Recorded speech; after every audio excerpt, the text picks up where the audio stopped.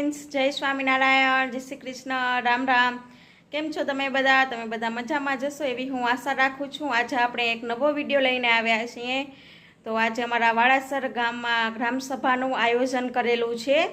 તો ગ્રામસભામાં કેવી રીતે આયોજન કરેલું છે, શેના માટે ગ્રામસભા રાખવામાં આવી છે આજે, તો એનો આપણે એક સરસ મજાનો નાનકડો વિડીયો ઉતાર્યો છે. તો આપણે ચાલો જઈએ ગામમાં અને ગ્રામસભામાં જોડાઈએ અને અમારા ગામના સરપંચ છે, થોડી ઘણી એના પાસેથી માહિતી લઈશું, નામ ને એ બધું પૂછશું આપણે સરપંચને. તમારું નામ શું છે? મારું નામ પ્રીતિબેન મૂળજી વેકરિયા છે. હું વાડાસર ગામની સરપંચ છું ને 2 ટર્મથી સરપંચ છું.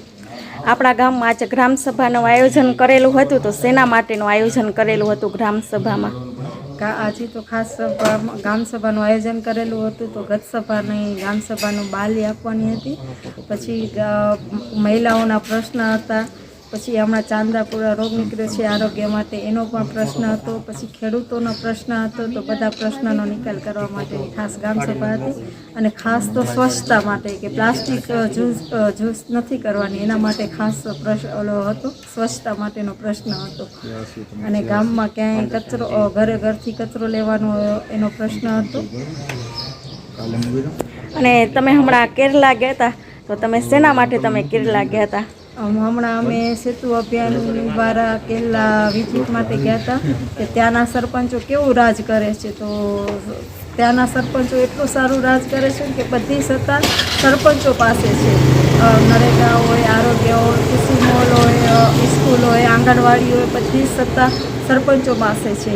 અને ત્યાંના સરપંચોને 14,200 પગાર હોય છે, ઉપસરપંચોને 12,200 પગાર હોય છે, પંચાયતના સભ્યોને બધાને 8,000 પગાર હોય છે. ને ત્યાંની પંચાયતનું વહીવટતંત્ર બહુ સારું છે. અને પંચાયત બિલ્ડિંગ પણ બહુ એટલી સારી છે. બધા કાર્યકરોને અલગ અલગ ઓફિસો છે. Thank you, welcome.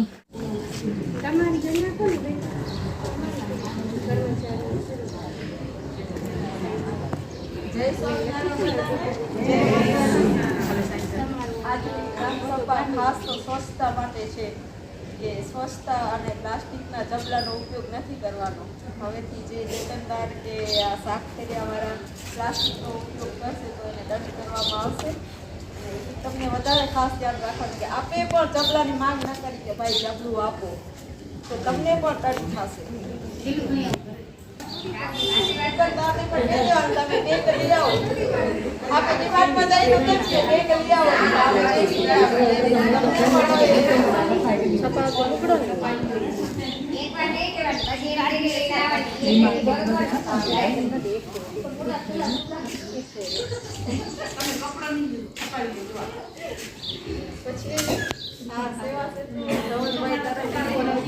બધા સરપંચો કેરલા ગયા હતા. તો સેતુ અભિયાનનો ખૂબ ખૂબ આભાર. અને તમારા બહેનોનો અને ભાઈઓનો બધાનો આભાર કે મને સરપંચ બનાવીને મને છેલ્લા ત્યાં પંચાયત જોવા જવા મળી.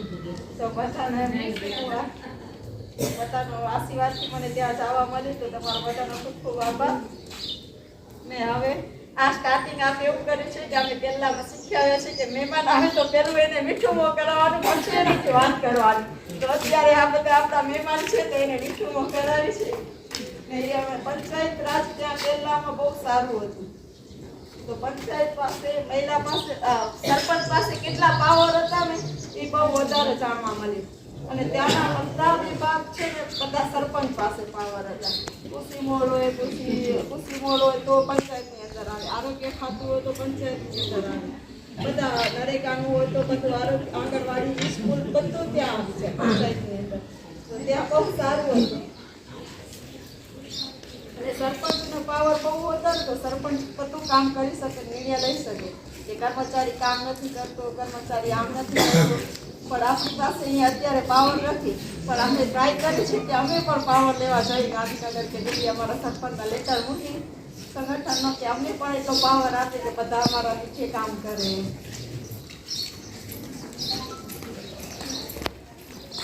સભાનું વાંચનની બાલી ઓડીપી પલ્સ મોડલ સ્વચ્છ જાગૃત. એટલે રસ્તામાં ક્યાંય આપણે કચરો ફેંકવાનો નથી. રસ્તામાં કચરો ફેંકાશે ને દેખાઈ જશે તો એને પણ દંડ કરવામાં આવશે. ઘર ઘર જલ એટલે એ તો છે જ આપણા ગામમાં 100% ઘર અને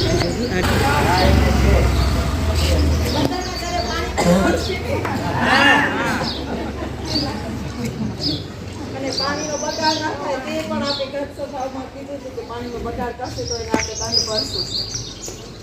પ્લાસ્ટિક વિશે તો કહી દીધું ને શૌચાલય 100% શૌચાલય છે એનું આપણે પ્રમાણપત્ર મળી ગયું છે, પણ હજી કોઈનું શૌચાલય બાકી હોય તો ફોર્મ ભરાશે ને એને શૌચાલય ગવર્મેન્ટ તરફથી બનાવી આપવામાં આવશે.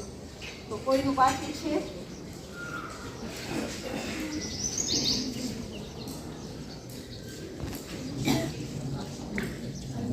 કચરાની વ્યવસ્થા તો કચરો તો આપણે ઘરે ઘર લેવા આવે જ છે, પણ ભીનો ને સૂકો અલગ કરવાનો છે. આપણે બધો સાથે રાખી લઈશું.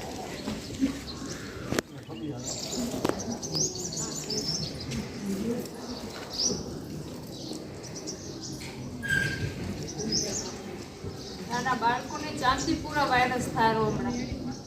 માખીનું નામ સેન્ડફ્લાય માખી છે. એકદમ ગોલ્ડન કલરની માખી દેખાય એવી 5 થી 14 વર્ષના છોકરાને થાય રોગ.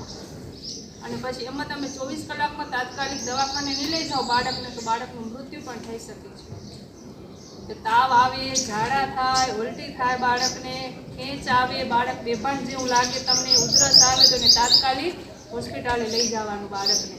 હમણાં બહુ રોગી હાલી ગયું. બાળકને જ થારો 14 વર્ષથી નીચેના છોકરાને જ થારો, એનું મોટાને નથી થતું એ રોગ. એટલે બાળકને શું માખીવાળી જગ્યાએ એને રમવા ન પહોંચો. હમણાં ઘરમાં સાચવીને રાખવાનો વરસાદ છે ત્યાં સુધી. અને બીજી કોઈ જાતની તમને દવાનું કંઈ સલાહ સૂચન કરવું હોય ને તો આશા વર્કર તરીકે આપણા દક્ષાબેન છે, તો તમે દહીંસરા ચેકઅપ કરાવી આવશો ને એ દવા તમને દક્ષાબેન ફ્રી ઓફમાં આપશે. પછી પણ ચેકઅપ કરવાનું તમને દહીંસરા જવું પડશે. પછી તો અહીંયા દક્ષાબેન તમને મહિને તમારી જે ગોળીઓ હશે ને ડાયાબિટીસ, પ્રેશર કે પગ દુખી કે કોઈની ગોળી હશે ને તો એ દક્ષાબેન તમને ફ્રી ઓફમાં આપશે. પણ પેલું તમને દહીંસરા ચેકઅપ કરાવવા જવું પડશે. પછી બધી જ જાતની દવાઓ દક્ષાબેન આપશે. ને એ આપણા ગામના આશા વર્કર છે ને, કાંઈ પણ આરોગ્ય વિશે પૂછવું હોય તો દક્ષાબેનને પૂછી લેવાય. ને ફોન નંબર તો છે ને બધાની પાસે દક્ષાબેનના. જેમ સરપંચના છે એમ દક્ષાબેનના પણ રાખો તો તમને કાંઈ કામ આવે.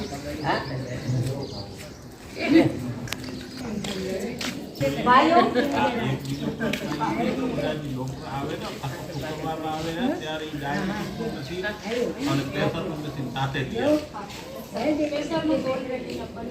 ના અને ઓલું ડાયાબિટીસ કંઈક નથી આવતા અને કંઈક લઈ આવેલા એટલે એ કમ્પલસરી. બીજા કોઈ પ્રશ્ન એના સિવાય ભાઈઓને? બહેનો એના સિવાય કોઈ પ્રશ્ન?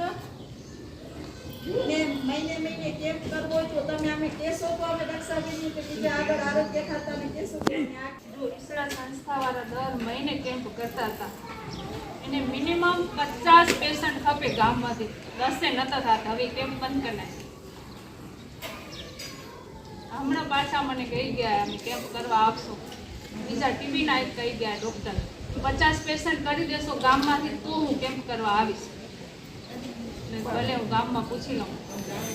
બધી સુવિધા આપણી 5 વાગ્યા પછી આવે તો 5 વાગ્યા પછી ના આવે. એ આપણે સવારથી આવે તો સાંજ સુધી બધું રિપોર્ટ ને કરી શકે. પણ આપણા ગામની માંગ જ એવી છે કે 5 વાગે આવે તો 5 વાગે તો બધી એક્સરે ને બધું કરશે તમારી બોડીના, છાતીના. એમ 50 પેશન્ટ થાય તો અમે એક્સરે મશીન લઈને આવશું એમ કીધું. પ્રેશર થાય નહીં તો એ કે ધક્કો પડે છે.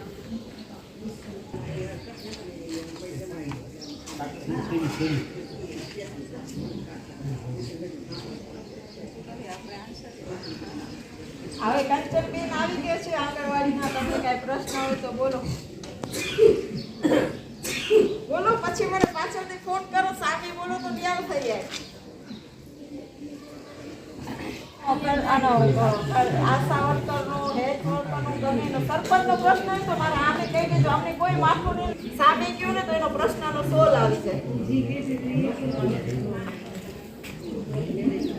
ભાઈ ફોક થઈ ગઈ છે તો મને કાંઈ સહાય મળશે? એનું નામ જો બીપીએલ યાદી હોય 0 થી 20 માં તો એમને વૃદ્ધ પેન્શન છે એ મળી શકે. બીપીએલ યાદીમાં નથી તો આપણે ઉમેરી શકશું કે ના? તમે ઠરાવ કરી શકો એ ઉમેરવાનું કામ છે જિલ્લા ગ્રામ વિકાસ એજન્સીનું.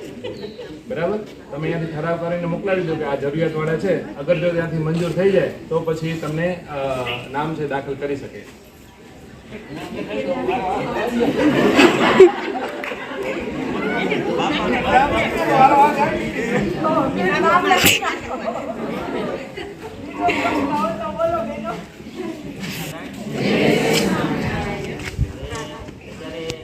ખેતીવાડીમાં આપણે વાવણીનો સમય છે. તમે ખેતીબેનને જાણ કરી છે ને આપણે જે ખેડૂતોને જોતું હોય એ આપણે માધાપર એબીસી સેન્ટર છે ત્યાંથી આપણને ઉપલબ્ધ થશે. આપણે સર્ટિફાઈડ બીજ આવશે. સમજી લો કે એ આપણને જે મગનું, તલનું અને એરંડાનું જે બીજ છે એ ત્યાંથી બધા ખેડૂતને ત્યાં ધક્કા ખાવાની જરૂર નથી. સમજી લો કે જે ખેડૂતને જરૂર હોય એમાં 5-6 ખેડૂતને જરૂર હોય તો કોઈ એક ખેડૂતના 8 અને આધાર કાર્ડ લઈને આવશે તો ત્યાંથી હું વાત કરી દઈશ એટલે કોમાભાઈ છે એ બીજ પણ આપશે. આપણે બેનને પણ આપણે ચર્ચા થયેલી છે. તો એ એક અત્યારે વાવણી માટે કોઈ ખેડૂતને જરૂર હોય તો આપણો સંપર્ક કરી બેનનો સંપર્ક કરે તો આપણે બીજવાળું ગોઠવણ થઈ જાય. બરાબર. પછી બીજું અત્યારે એક આપણા ગુજરાત સરકાર અને આપણા રાજ્યપાલ છે એનું એક મુહિમ હાલે છે પ્રાકૃતિક ખેતીવાળું. તો આપણે જે જમીનમાં અત્યારે જે આપણે રાસાયણિક ખાતરનો ઉપયોગ કરવી હતી તો ધીરે ધીરે એ રાસાયણિક ખાતરમાંથી સમજી લો કે આપણી 4-5 એકર જમીન છે તો અડધો એકર એ જે છે એ આપણે પ્રાકૃતિક ખેતી તરફ આપણે લઈ જઈએ. સમજી લો કે આપણે જે યુરિયા અને ડીએપી જમીનમાં નાખ્યું તો ધીરે ધીરે જો પહેલાં આપણે આપણા બળદથી ખેતી પહેલાં બેન આપણે બધા બળદથી ખેતી કરતા. હવે પછી ધીરે 20 હોર્સ પાવરના ટ્રેક્ટર આવ્યા, 45 હોર્સ પાવરના ટ્રેક્ટર આવ્યા, 60 હોર્સ પાવરના ટ્રેક્ટર આવ્યા. તો એનાથી હવે આપણી જમીન એટલી કડક થતી જાય છે. તો એનું શું કારણ છે? તો એ આપણે જે રાસાયણિક ખાતર, પેસ્ટિસાઇડ, જે દવાઓનો એનો જે ઉપયોગ કરીએ છીએ તો એ આપણે સમજી લો કે આપણા બાપ દાદાએ આપણને જે જમીન આપી છે એ આપણે આપણી જે પેઢીને, નવી પેઢીને, આપણા દીકરાઓને જમીન આપીએ છીએ તો આપણે પ્રાકૃતિક ખેતી, આપણા બાપ દાદા જે ખેતી કરતા હતા એ પદ્ધતિ તરફ આપણે જવું પડશે. સમજો બધી ખેતી નથી, આપણે જે ખાવા પૂરતું જે છે એના માટે આપણે પ્રાકૃતિક ખેતીનો ઉપયોગ કરવી તો એ ઘણું સારું રહેશે. સમજો પહેલાં આપણે એવું નહીં સાંભળ્યું કે આપણે પહેલાં કોઈક વાર સાંભળતા કે ભાઈ ફલાણા ગામમાં કેન્સરનો કેસ છે, કોઈક વાર સાંભળતા ભાઈ આપણે અડધે પડખેના 15-20 ગામ હોય તો ક્યારેક એવું સાંભળતા કે કેન્સરનો કેસ છે. હવે સમજી લો કે આપણે મોટા ભાગના વિસ્તારમાં કેન્સર ને એ બધું થવા મળ્યું. સમજી લો કે આપણે ખેતીમાં જે આપણે રાસાયણિક ખાતરનો એનો ઉપયોગ કરીએ છીએ એ આપણા ખોરાકમાં આવવાનું છે. ખોરાકમાં આવશે એટલે બધું શરીરમાં જે છે એ પ્રક્રિયાને બગાડશે એટલે આપણને પ્રોબ્લેમ થવાનો છે. તો આપણે અત્યારે જો આપણે ચોમાસાની જે પિયત ખેતી કરતા હોય તો ખાલી ખેડૂતો આપણે 5 ઘટક છે એમાં ખાલી એક જ ઘટકનો ઉપયોગ કરો. એ સમજી લો કે આપણે અત્યારે જે અમૃત પાણીનો તમે ઉપયોગ કર્યો એક પ્રકારનું યુરિયા છે. ગાયના જે સાણ મૂત્રમાં જે છે એ નાઇટ્રોજન ભરપૂર છે. આ કંપનીવાળા શું કરે છે? વાતાવરણમાં 78% આપણે નાઇટ્રોજન છે એને કંપનીમાં એ વાતાવરણમાંથી ખેંચીને એ આપણે આ બેગ તૈયાર કરીને આપણને આપે છે. સમજી લો આપણે કુદરતી રીતે ગાયના જે સાણ મૂત્રમાં નાઇટ્રોજન છે તો આપણે એનો શું કામ ઉપયોગ ન કરવી? સમજી લો એના માટે આપણે 200 લીટરનું એક ડ્રમ લઈને એમાં આપણે 180 લીટર પાણી લઈને એમાં 8 થી 10 કિલો સાણ, 8 થી 10 કિલો ગૌમૂત્ર, પછી આપણે 1.5 કિલો કોઈ પણ જે છે કઠોળ એનો લોટ, પછી વડ નીચેની અથવા આપણા જે છે કોઈ વૃક્ષ નીચેની 5 થી 6 મુઠ્ઠી માટી એનો આપણે ઉપયોગ કરી અને એ 5 થી 7 દિવસ એને બનાવી અને પાણી વાટે દાવા. મારી પાસે 4 ફોર્મ ભરાય. એક વિધવા છે જેના પતિ ઓફ થઈ ગયા હોય એને ગંગા સ્વરૂપા કહેવાય. પછી વૃદ્ધ પેન્શન 60 વર્ષ થઈ ગયા હોય ને કોઈ દીકરા ન હોય, બધી દીકરી જો એ 4 કે 5 દીકરી જો ને 0 થી 20 બીપીએલ યાદીમાં નામ હોય ને એને વૃદ્ધ પેન્શન એ ફોર્મ ભરાશે. પછી દિવ્યાંગનો શારીરિક ને માનસિક દિવ્યાંગ એમાં ગામમાં સર્વે કર્યું હોય એમાંથી 11 દિવ્યાંગ શારીરિક એના બે ફોર્મ ભરાઈ ગયા. એમાં 80% થી ઉપરવાળી ટકાવારી જોશે ને એનો દાખલો ખપશે. જનરલ હોસ્પિટલમાં કઢાવાઈ આવવું પડશે તમને. પછી માનસિક એમાં 3 નીકળ્યા એને મગજની બીમારી હોય. પછી વિધવા બેન 38 એમાંથી 21 ને સહાય મળેલી ને 6 બહેનોને લેવી નથી.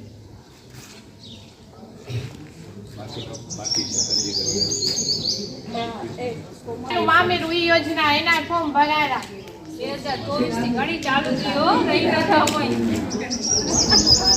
12,000 મળેલા નવી પરણેલી દીકરી.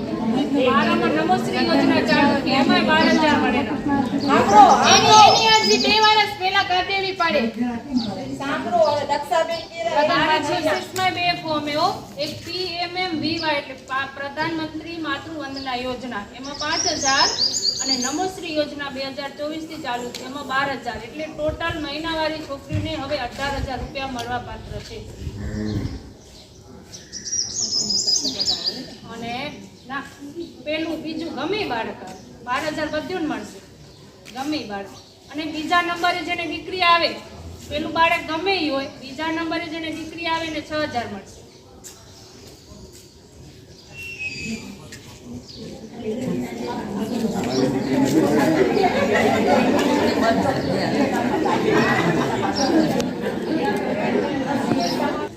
વાલી દીકરી યોજના એના ફોર્મ દીકરી જન્મે એના 12 મહિના પહેલા ભર નાખવાના હોય.